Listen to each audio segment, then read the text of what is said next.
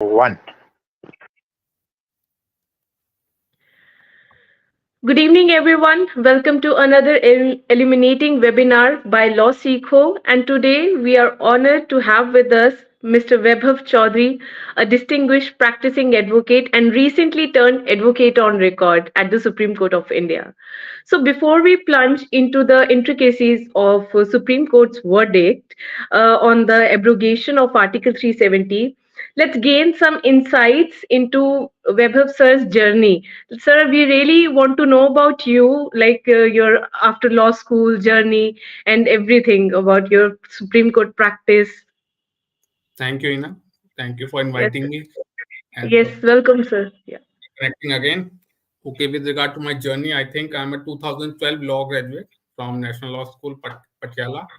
And after my law graduation, I have done a clerkship with Honorable Justice Deepak Mishra in the Supreme Court of India. After that, I have joined the chamber of Senior Advocate Mr. Gopal Jain.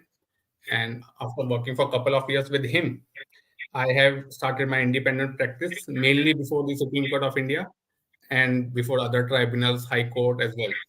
And Wow. recently, last week only, I have been qualified for this advocate on record examination in the Supreme Court. So next year onwards, hopefully, we'll be able to file the cases and argue, which we are already doing now on my name as well. So Wow, my that's mainly consists of civil matters. Majority of my cases are civil only, commercial matters, arbitration related, IBC related, challenges to civil appeals under IBC, and then civil matter arising out of SLPs from various high court decisions as well, and few here and there some criminal matters as well with regard to cancellation of bail and dismissal to bail and all these things. great, great, sir. Amazing journey. So, sir, now first let's shift our focus to our topic, the Supreme Court's verdict on the abrogation of Article 370. Sorry. Sir, could you please provide our audience with the brief or little introduction about this case, what exactly the background is, why this Yes. matter came to Supreme Court, you know? So, Hina, if you remember on August 5th, 2019, this abrogation was done by the parliament, and based on that, whatever the documents or the statutory resolution which was passed in the parliament, that was later on challenged by various petitioners. So with regard to Supreme Court, the first writ petition was filed by Mr. Dr. Feshel, although he has withdrawn his writ petition later on, but the remaining 8 petitions were finally considered by the Supreme Court on this issue. Total, there were 23 writ petitions which were filed related to this matter, and out of this, few writ petitions were filed earlier also in 2018 as well, which were challenging the imposition of president and governor rule as well. So all these writ petitions were clubbed together and finally heard by a constitutional bench. However, this first writ petition, if I remember correctly, was filed on 19th August 2019. After that, Justice Chief Justice Ranjan Gogoi at that time had issued notice to the Union of India for reply, and he has constituted a constitution bench which consists of Justice N.V. Ramanna, Justice S.K. Kaul, Justice Reddy, Justice Gavai, and Justice Suryakant at that time. But when the hearing started, the petitioners' lawyers who were appearing at that time asked for a reference to a larger bench, to a seven-judge bench, because of two earlier judgments which was passed in 1959 and 1969, because some issue was there that Article 370 nature is the temporary or permanent was already decided in Premnath and other cases. So they wanted this case to be decided by a seven-judge bench. However, after a few discussion and hearing, the court has refused for reference to larger bench, and after that, there was no hearing per se in this matter for at least 2 years or 3 years. But later on, when Justice D.Y. Chandrachud became the Chief Justice of India, the matter was referred again, and he was the one who has finally constituted this constitution bench, which consists of Justice C.J. D.Y. Chandrachud, Justice Suryakant, Justice Gavai, Justice Sanjay Kishan Kaul, and Justice Sanjeev Khanna. So matter was heard for 16 days in Supreme Court, which the hearing started on August 2nd of this year and finally completed on September 5th of 2023. And as you know, the judgment was pronounced recently on 11th of December of this year. So the major issues which were considered in this judgment, there were six, seven major issues for which the petitioner has challenged. One of that was whether the Article 370 is a temporary provision of the Constitution of India or it has attained permanent nature. The other issue was whether Article 367 of the Constitution or the term which is mentioned in 370 subclause 3 Constitution Assembly can be referred as Legislative Assembly through an interpretative article of the Constitution or whether such amendment can be allowed. The other issue was whether the President can struck down Article 370 subclause 3 without the recommendation of the Constitution Assembly of Jammu Kashmir, which ceases to exist in 1959. And the major issue was the bifurcation of the state of Jammu Kashmir into two union territories. If you remember, now the Jammu and Kashmir has been bifurcated into two union territories. One is Jammu and Kashmir, which is with legislature, and one is Union Territory of Ladakh, which is without legislature. This is done under Article 3 of the Constitution. So these were the major challenges for which this judgment petitioners have argued. And now finally the judgment, a majority judgment without any dissent, has been delivered. I must say and appreciate that this is a historical and a landmark judgment Yeah. with regard to considering the nature of state of Jammu Kashmir. That finally it has given an end with regard to the speculation and all these things, whether Article 370 can be revoked, it can be abrogated, what is the nature, whether there, how and why there are two constitutions, because Jammu Kashmir has separate constitution till now. How is it possible, about why it is allowed to continue and all these things. So these are the issues which has been considered by the Supreme Court in this judgment. And historically also, if you remember how the state of Jammu Kashmir has become part of India just before India has gained its independence in August 14, 1947, that instrument of accession was signed Yeah. by the Jet Maharaja Hari Singh with Uh, the Union of India at that time. And in that instrument of accession, there was specifically two sections, Section 7, or you can say Paragraph 7 and Paragraph 8, where the Maharaja at that time have exceeded and accepted this fact that the Jammu and Kashmir post the constitution will come into effect as and when, because at that time there was no constitution when the instrument of accession was signed and India was about to get independence and India was also partitioned into India and Pakistan, said they will accept the Indian constitution, and in case of any inconsistencies, the Indian constitution will always prevail. So that yeah. instrument of accession has become the base for Article 370. And if I remember correctly, initially the article was 306A, not 370, when the Yeah. Constitution Assembly was discussing this matter, and later on it turned out to be Article 370 now. So this is a kind of little background for our viewers, how the everything has come to Supreme Court and what are the issues has been considered by Supreme Court. And it's a 476-page judgment, out of which Yeah. Justice Chandrachud has written a major. It's a main part of the judgment, we can say so, which running into 352 pages. And after that, there is a judgment by Sanjeev Khanna, which is running into 3 pages. And then there is a judgment by Justice Sanjay Kishan Kaul, quite a lengthy judgment, and it's running into 121 pages. The interesting part in Justice Kaul judgment will be that he has given a detailed historical background with regard to Jammu and Kashmir, who came to Jammu and Kashmir. I think he started with 300 BC or something, or before that, that the Nagas was the first one who has entered to the Jammu and Kashmir, and the entire history. So from that perspective, also it is a good literature of understanding of Jammu and Kashmir history is also a very good judgment. And because Justice Chandrachud has not gone into that much detail, he started from the British era only. That what are the all the agreement was signed and all this thing. So if you want to understand actually the history of Jammu and Kashmir, everyone should read Justice Sanjay Kishan Kaul judgment. Very beautifully Yeah. written history. Yeah. Sir, before moving forward on this judgment, I would like to ask how lawyers should understand a judgment like this. Like it involves constitution, history, and also the political view, and then the fundamental rights. So how lawyers should understand? What is your advice if like I want to ask that how should I understand this long 456-page judgment? Hina, I think very interesting question, because while reading this judgment for this discussion and earlier also, one thing you have to be very clear that certain fundamental has to be clear in your mind with regard to the Constitution of India and with regard to the history and what has inspired why this matter has been referred, because everything has been available now these days in public domain. Few articles which are relevant for this judgment perspective was 370, 356, 57, then 367, and Article 3 mainly, and the number of constitutional order which was passed by the president time to time under Article 370, and then there is a detailed reference to Jammu and Kashmir Constitution as well, Section 3, Section 147, Section 92, and all these things.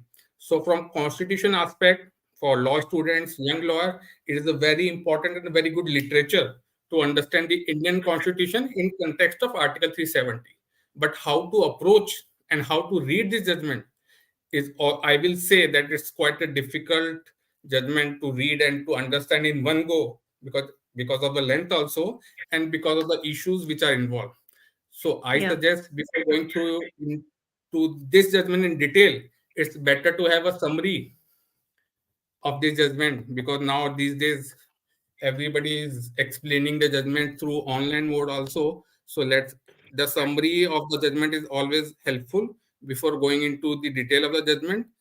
And I think the people should first read the facts only, and then they should understand the facts clearly, and then take a break, then understand what are the facts, and then go to the petitioner and respondent arguments in detail, whatever are the key challenges or whatever is the main argument by the petitioners or the respondent. And then they should understand the main aspect, or they start reading the analysis or the ratio decidendi of the court with regard to the judgment. And issue wise, it's always better to read issue wise, that Article 370 temporary, because there are 6, 7 issues in this judgment. I don't suggest to read all these issues in one go. It's always better to understand first one issue, clear it out, then read the second part and all this thing accordingly. And I think it's based on experience also. If you are a young lawyer, so you will take more time to understand and to read.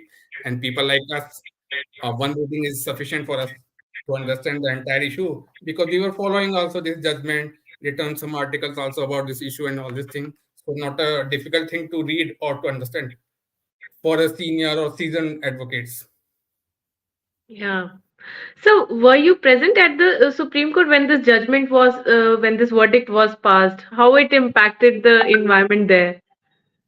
So in court one, the judgment was pronounced. It was a full court, and you also know that there are live streaming also these days. I think it was Yeah. more than 2 hours of the reading. Justice Chandrachud has started, and then he introduced that there are three separate opinions. All of them are concurring only, and then he started reading his part, and then he started up one after another that these are the issues which we have framed, and now we our finding. He came issue wise finding he read out, and then the final conclusions what he was summarizing, and the directions also, there are some directions also. And after that, Justice Sanjay Kishan Kaul read his judgment. There is some historical and emotional aspect attached to Justice Sanjay Kishan Kaul judgment, because I think I should tell our viewers also, because he belongs to the state of Jammu and Kashmir, and he has a family and everything. His great grandfather are at that time was also some revenue ministers or diplomat related to Jammu and Kashmir. So he has some personal connection also with regard to state of Jammu and Kashmir. That is quite reflecting also in his judgment. Because I have told you earlier also, there is a Truth and Reconciliation Commission which has been proposed by Justice Call in this judgment, to just to understand or to consider the human right violations which has been considered either by state or by the non-state actors. So that full of court one was full of joy after the pronouncement, because the judgment was on the expected line. There was nothing surprise for lawyers. They were expecting this, but one or two considerations are there which people didn't expect, that the judgment on that issue will go like this, which we'll discuss later on. Yeah, definitely, sir. So what were the issues involved in this matter? Yes. So, Hina, as I said earlier, there were 5 to 6 issues, broad main issues, which the Yeah. court has considered. One of the issue was whether Article 370 was permanent or temporary in nature, major Okay. consideration. And then there is a detailed discussion by Justice Chandrachud as well as by Justice Kaul also on this issue. And other issue was whether the president can abrogate Article 370 without the recommendation of the Constitutional Assembly. And the Yeah. subheading was also that whether the Legislative Assembly, which is mentioned, can be converted, the Constitutional Assembly can be converted into Legislative Assembly during the President rule. And then there is a detailed discussion on imposition of President rule, because there was a governor rule for 6 months, and after that there was President rule imposed, which was ultimately approved by the Parliament. So during the President rule, one of the major argument by the petitioner was how is it possible that the president is taking his own concurrence, because he has taken concurrence from the governor. Governor is appointed by president. Governor is a representative of the president in a state. So basically the president has taken his own concurrence, and it was not possible for governor to independently apply his mind, which was one of a consideration in Article 370 while deciding this issue or abrogate the Article 370 or whatever. So that was also argued. Then another issue was with regard to Article 367 interpretation, that whether the interpretation clause of Constitution can be used to fundamentally change the nature of Article 370.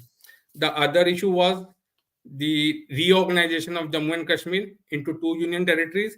This is for the first time, I must tell you, that a full-fledged state, which is bigger in size, like Jammu and Kashmir, was converted into two union territories. This has never happened, because in the past, when their state reorganization has happened, so the state has been converted or bifurcated into another state, like Andhra Pradesh and Telangana, Chhattisgarh, Madhya Pradesh, and then UP and Uttarakhand, all these things.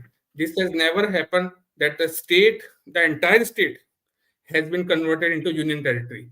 Just imagine, is it possible to convert the entire state of Uttar Pradesh into a union territory, or two union territories, or four union territories?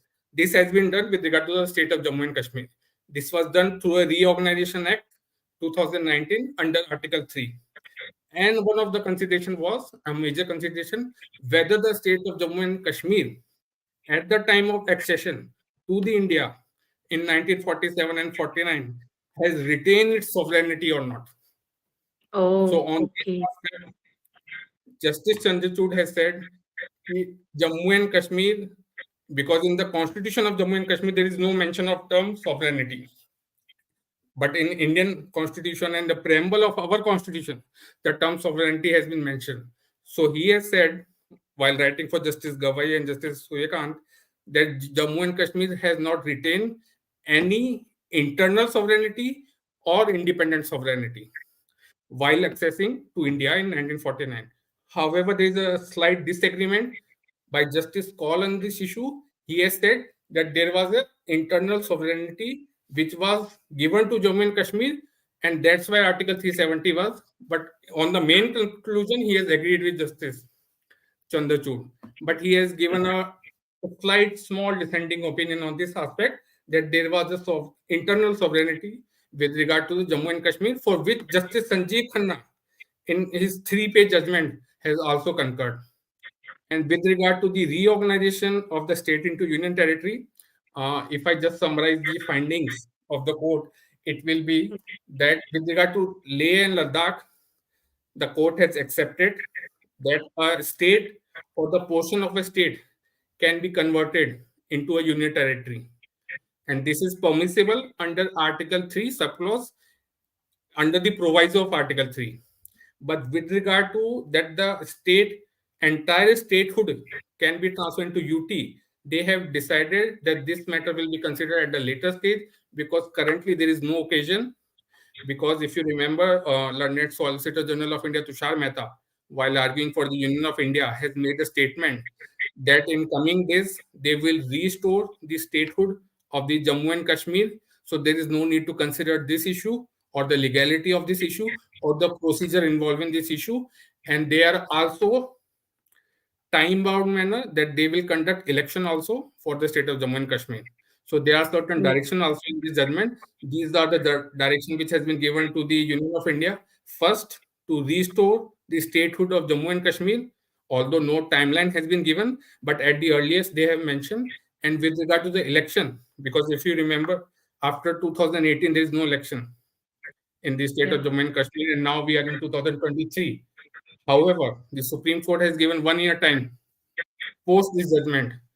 So they have fixed a Oh, deadline of September 2024 to conduct the state legislative assembly election with regard to state of Jammu and Kashmir. So first they have to restore the statehood. That UT has to be again converted to the state, and once it is done, that they have to hold election before September 2024. So these are one of the two major direction in this judgment, which now to be considered or to be implemented basically by the Union of India. And with regard to the major issue which we were discussing earlier, also how is it possible that the Constitution Assembly is read as a legislative assembly? So Justice Chandrachud, while writing his judgment, has given a detailed discussion the function of the Constitutional Assembly, what is Constitutional Assembly, historical background. Because if you know, the Constitutional Assembly was not only with regard to state of Jammu and Kashmir. At the time of independence, there were other Constitutional Assembly also was supposed to be there, but because that those states already exceeded that they will accept the Indian Constitution as is, so there was no need to ultimately form those committees. So it was formed in 1951 for Jammu and Kashmir, and it worked, I remember, I think till 1957, almost 7 years. That drafting committee of the Jammu and Kashmir Constitution worked, and ultimately, once it work was done, they signed nine because without making any recommendation, what will be the impact of 370 subclause 3? Because the term in 370 subclause 3 is there that only on the recommendation of the Constitution Assembly there can be abrogation of Article 370. So petitioners have heavily argued on this aspect that once the Constitution Assembly ceases to exist, how is it possible that Constitution Assembly can be read as Legislative Assembly, which was also not there into existence because of the governor and the president rule? So ultimately, it was the consent or the concurrence of the governor only, who was the representative of Union of India or the president. He has yeah. given his concurrence that on behalf of Legislative Assembly, we agree for this, for which the resolution was ultimately passed in the Rajya Sabha on August 5th, 2019, as well as in the Lok Sabha. But if you remember that at that time, the governor was Mr. Satyapal Malik of Jammu and Kashmir, who, after resigning from his post or thrown out basically from the governor office, later on has stated that his concurrence was not taken as the governor, that on 4th of August evening, he has received a call from Home Minister, Mr. Amit Shah at that time, that please sign these documents and send it back to Delhi. So within few hours, the governor has signed the document and sent to Delhi with his approval that I am giving my concurrence. So one of the argument was that there was no application of mind, and will of the Jammu Kashmir people was not represented through the governor, because it was only the legislative assembly which can represent the will of the people, and that's why we have election state, and the state legislature is only represent the will of the people, which was not there. So governor action, which was later turned out to be that he has also not applied his mind. There was no application of mind because there was no time also. Within few hours he was supposed to give his concurrence, so it was an order basically that you sign this document and send it back. Although this was not considered in this judgment because the court has said that now it is irrelevant that after resigning from the post of governor, you are making all this statement. So this was Yeah. not considered.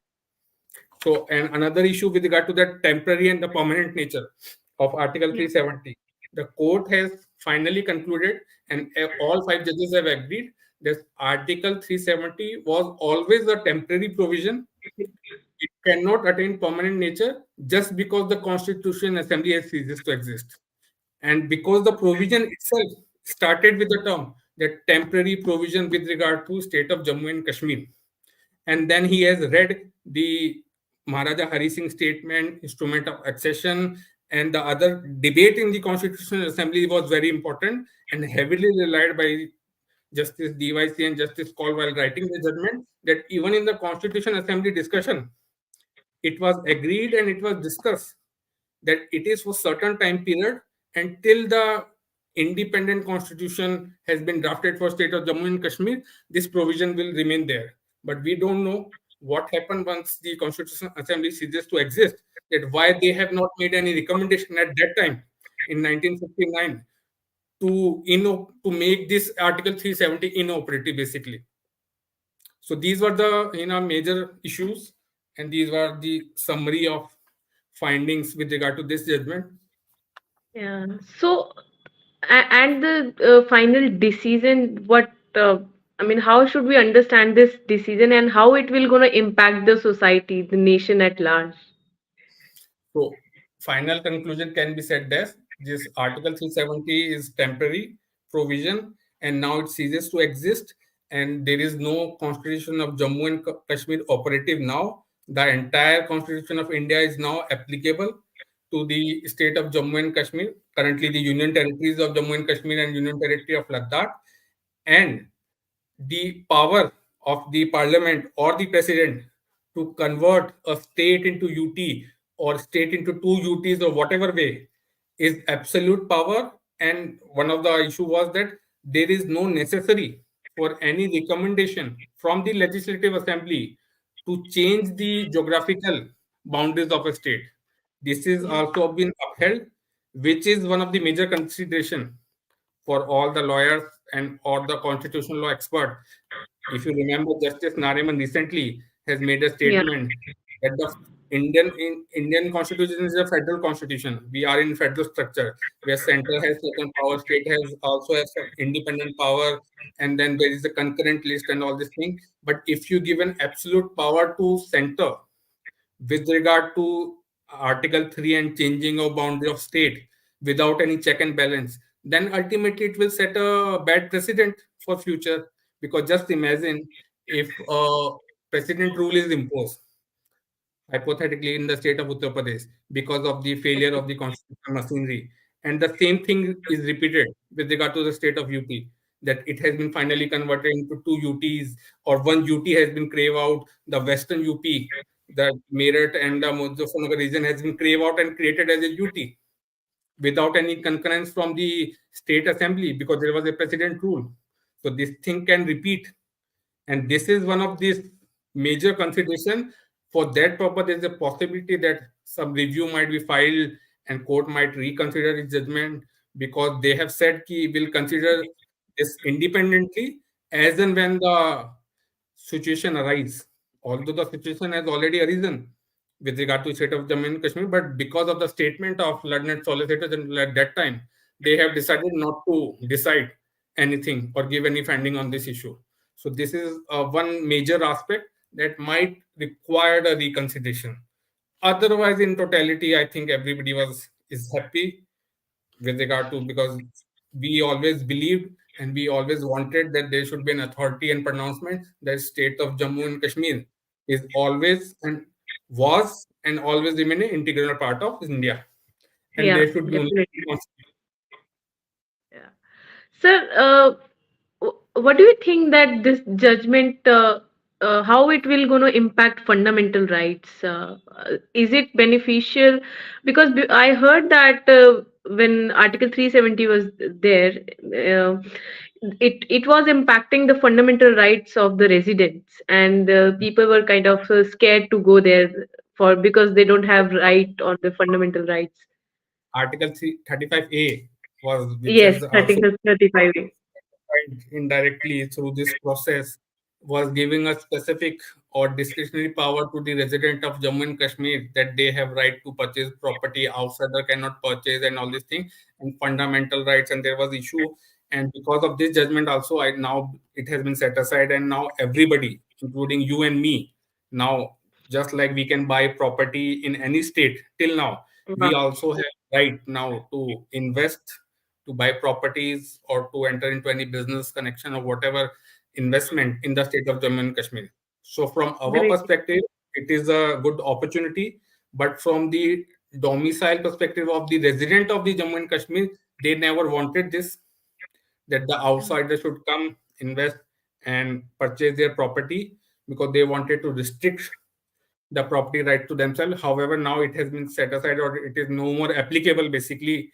So this is one of the major impact with regard to the resident of the Jammu and Kashmir that they will face, and it has already been started.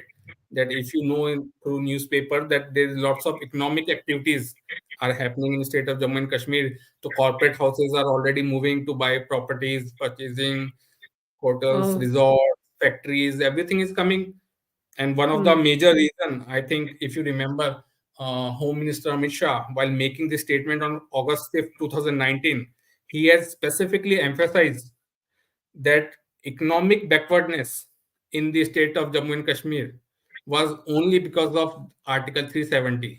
Because if you know that because of Article 370, the major statutory provisions which are applicable to all of us was not there.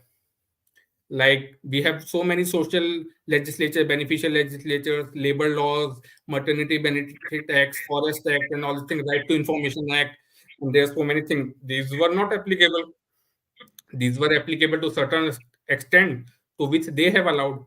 Now the entire statutes with regard to everything, the beneficials also, or labor law compliance, everything will be there. So ultimately, the workers or people who are working there, they will also get some sort of benefit, and it will also move the economy of Jammu and Kashmir for the betterment, which I think they have waited quite a long time. So this is also one of the major implication or the impact on this abrogation of Article 370 on the people of the Jammu and Kashmir. Yeah. Sir, what are your personal views on this judgment? Hina, I think the judgment was on expected line. We also expected that, because there was a major practical problem, that because the action was taken in 2019, although the writ petitions are filed in August 2019 only, and then there was a constitution bench also at that time, which presided by Yeah. Justice N. V. Ramanna. But because of that issue that it should be referred to larger bench, they decided not to dwell into that issue, and ultimately they decided, and for 3 years this matter was never heard. And if you decide a matter after le- such a point of time, like it's filed in 2019 and now the judgment is coming in 2023, so it kind of become academic also, because the relief which they were seeking at that time cannot be granted now. It is impossible to restore Article 370. And just imagine the impact if the judgment was other way around. And they have said that this entire process was wrong, and Article 370 is permanent in nature, and the exercise and the Constitutional Order 272 and 273 are wrong, and all these things. Just imagine the impact. Everything will come back to square one. The clock cannot be put back. Court has said many times.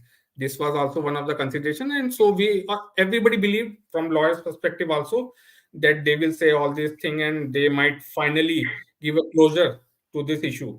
But that one consideration which I raised with regard to that converting a state into UT, this was not expected, that the Supreme Court will accept this finding, or just because of statement has been made by one of the lawyer that we will restore the statehood as and when we think fit.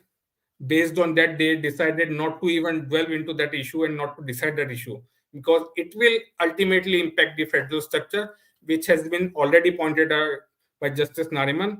And Mr. Fali Nariman also recently in his interview has also raised his concern that this is a very big and major concern.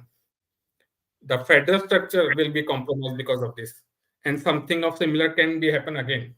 So that is only a consideration for me also, that something can be done, or let's see, in coming days somebody might approach court again to review curative or whatever, or independently for Yeah. reconsideration.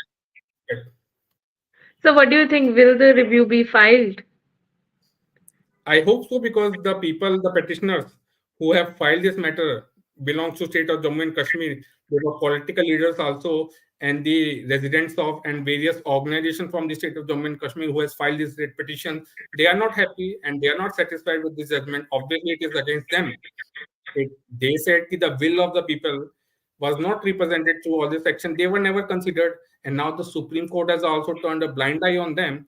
So they will obviously reconsider or take whatever legal remedies is available with them. So in coming days, because the judgment has pronounced recently, it's hardly 7 days only, and now the Yeah. Supreme Court closed for winter vacation.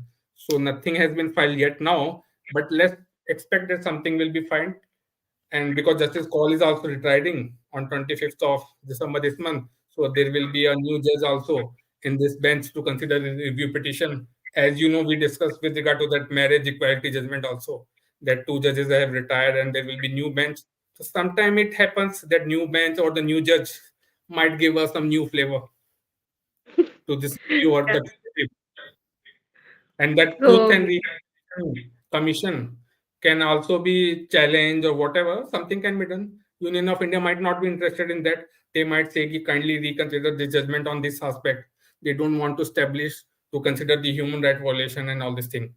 So let's see in coming month, I think we'll come to know how the petitioners are going to respond on this aspect.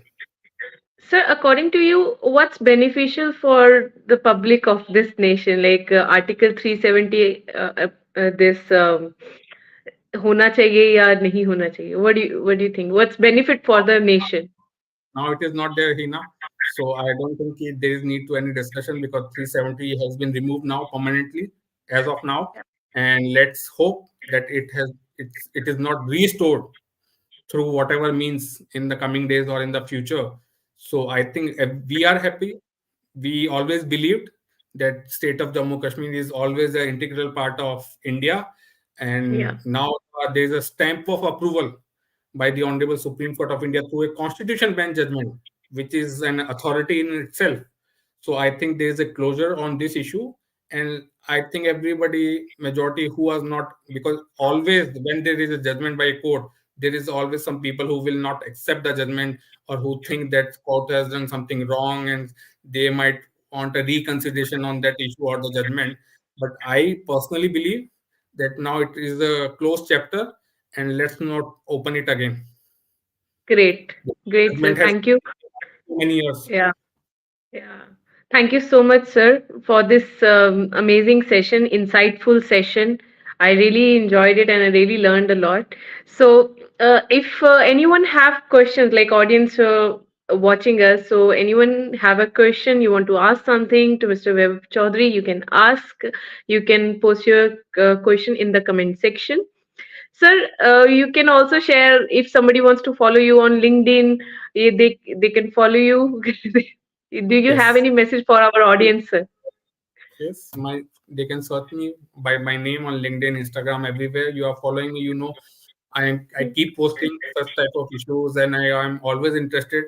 And our last discussion was also quite very interesting with regard to that marriage equality judgment.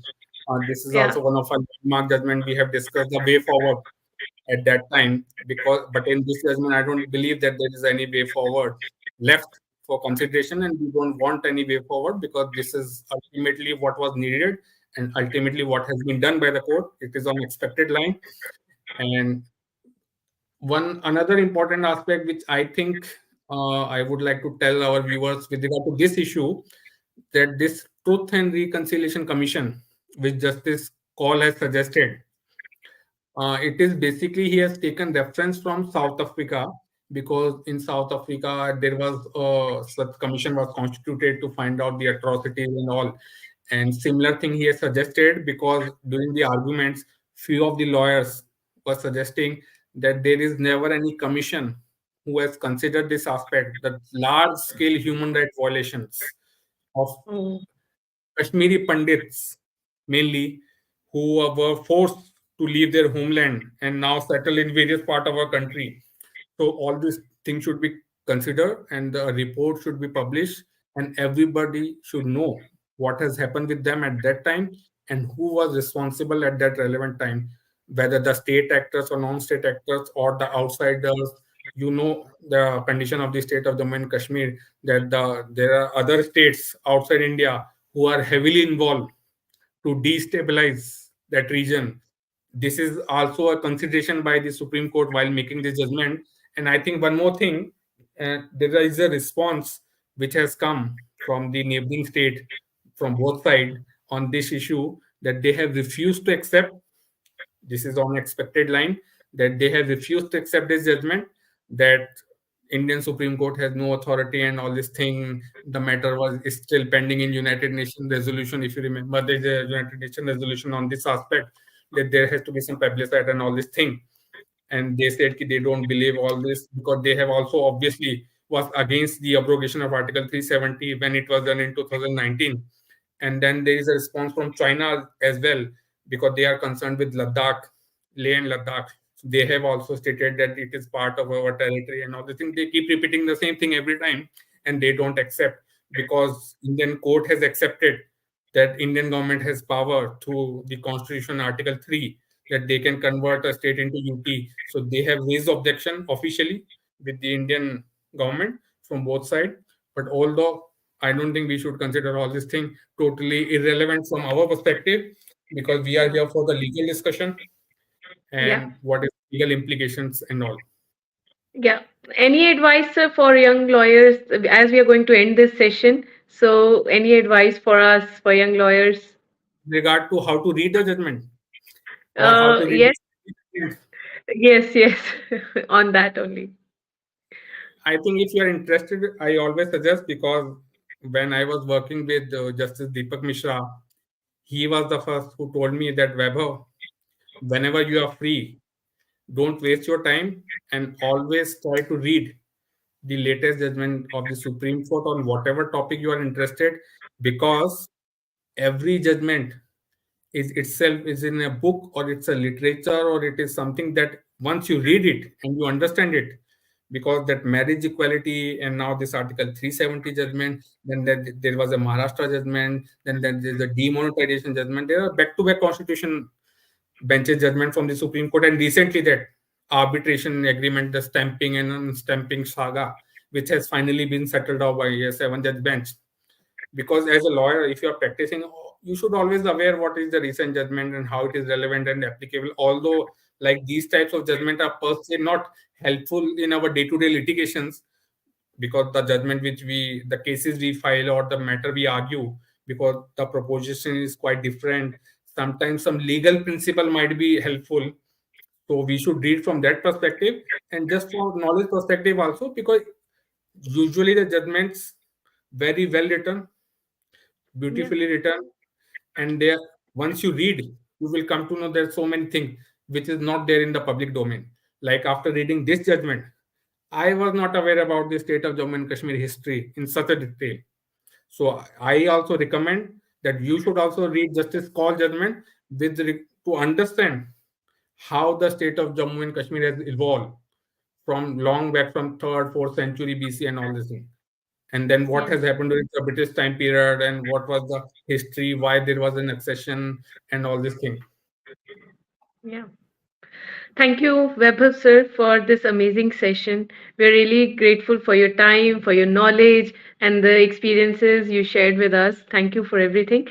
So, and please do share. This is my message to the audience. Do share this live stream with your friends, with your family, and also like our channel. Subscribe to our channel. Thank you so much. Thank you, everyone. Bye, bye, Webber sir. You Thank know, you. thank you everyone. Thank you. Good day and good Thank night.